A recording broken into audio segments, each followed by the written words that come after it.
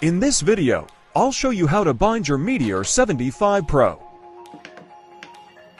First, turn on your controller.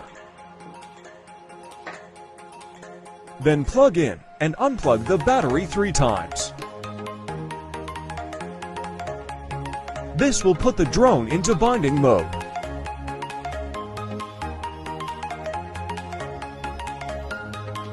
Now activate bind mode on your controller and wait a few seconds.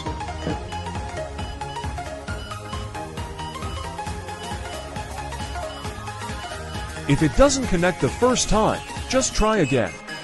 And yes, it's connected now. As you can see, everything is working perfectly. Now we're going to bind the drone to the goggles. First, press the small bind button on the drone's flight controller. If the red LED starts flashing, binding mode is active. Turn on your Google. Then use a toothpick or something similar to press the small bind button on the goggles. This will put the goggles into binding mode.